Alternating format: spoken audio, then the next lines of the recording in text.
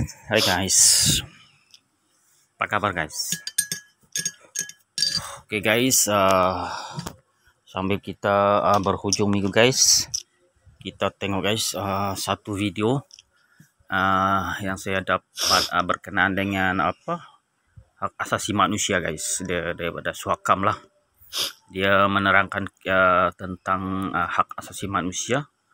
Oke. Video ini ada dua bahagian. Oke guys, jadi saya cantumkan sekali lah.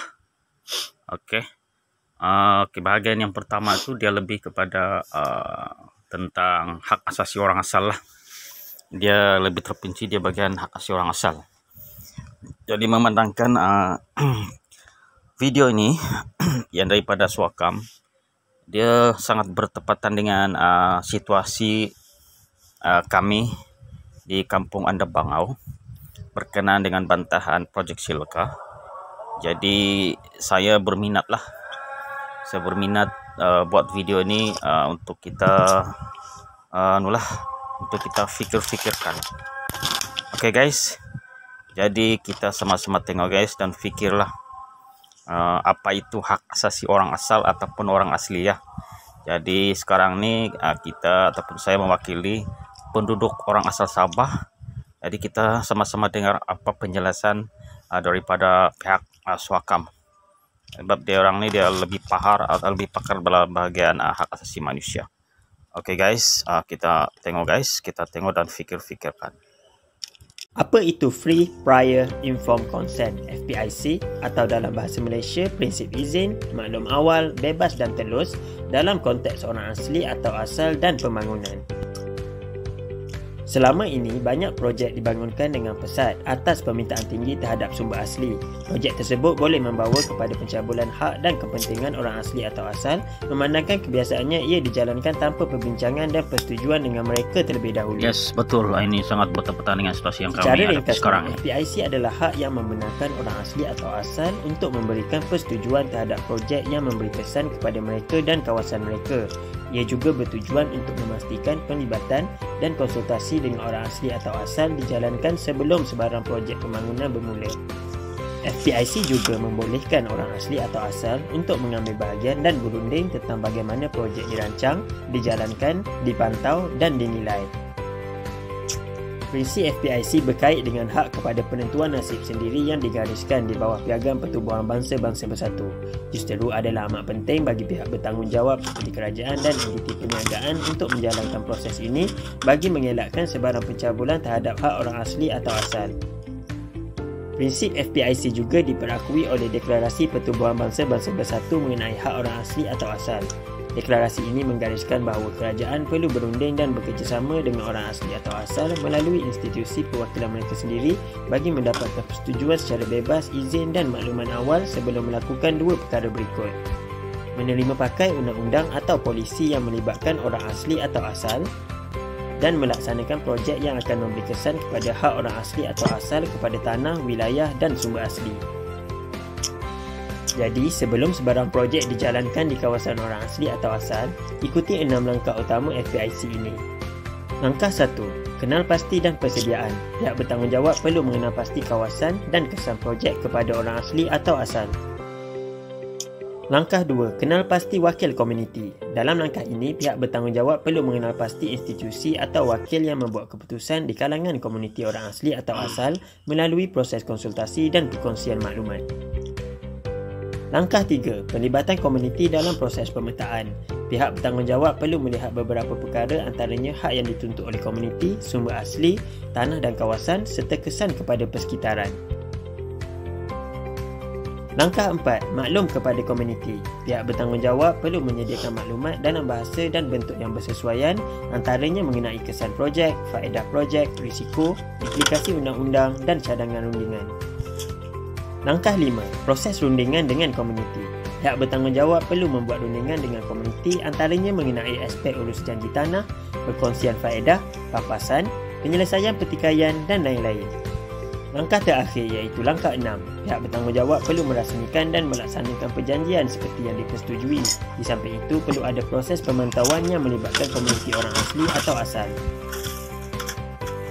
Pihak bertanggungjawab harus memastikan semua polisi dan perancangan melibatkan kawasan orang asli atau asal mengambil kira kepentingan mereka sejajar dengan pendekatan berasaskan hak asasi manusia kepada pembangunan serta prinsip FPIC. Untuk tahu lebih lanjut mengenai panduan FPIC ini, sila hubungi Suhakam.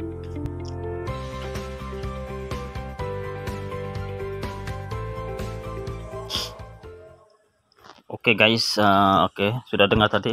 Itulah tadi penjelasan tentang hak asasi manusia. Yang agak ringkas, tapi memang semua benda-benda ataupun perkara-perkara yang dia cerita di huraian itu ada kena mengena dengan kita punya situasi di kampung kami sekarang nih. Semua itu tiada. Dia main langgar sedikit suka hati dia. Jadi memang jelaslah dia sudah melanggar. Oke guys, itu bagian pertama. Sekarang kita ke bagian yang kedua, oke? Kita dengar. Idea asasi manusia ialah semua orang dilahirkan bebas dan saksama, tanpa mengira kaum, agama, pendapat, asal-usul dan latar belakang lain, sama ada ekonomi, sosial dan politik. Maknanya, anda dilahirkan dengan hak asasi manusia, tak kira siapa pun anda. Anda juga tak perlu memohon atau merayu untuknya. Hak asasi telah lama wujud. Namun, pada masa lampau, ianya cuma dimiliki oleh golongan tertentu sahaja. Rakyat biasa terus ditindas dan hak mereka terus dinafikan.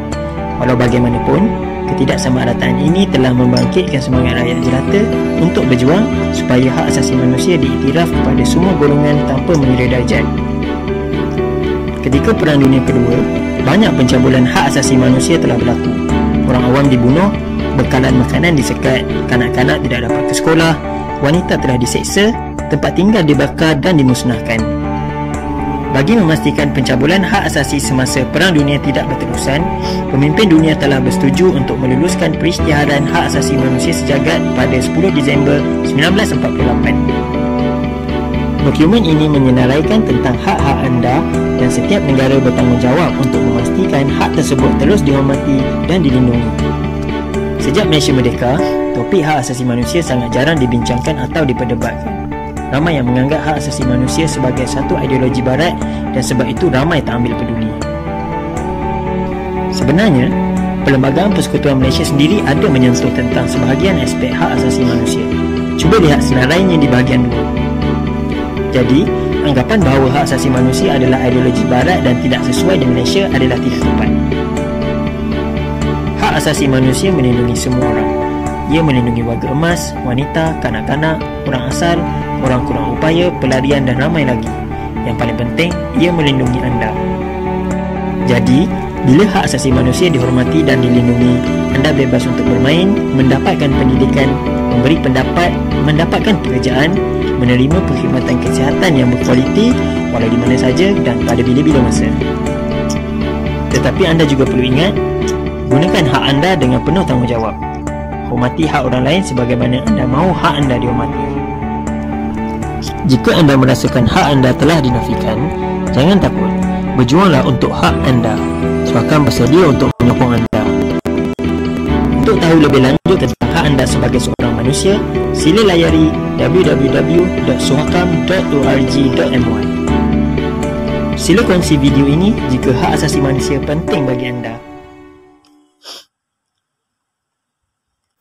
Oke guys, itulah tadi dua bahagian video. Tapi saya cantumkan jadi satu guys. Itulah dia pertama, lebih kepada pencerahan ataupun lebih terperinci kepada bahagian hak asasi orang asal lah ataupun orang asli Sabah. Oke, macam bahagian kita ini, kita adalah orang asal Sabah, jadi kita ada hak-hak asasi yang tertentu yang wajib dipatuhi oleh pihak-pihak yang lebih berkuasa lah ataupun kerajaan. Oke, jadi itu tidak boleh dinafikan. Jadi kalau ada pencabulan hak asasi manusia, oke, orang-orang tersebut boleh mengadu kepada pihak Suhakam.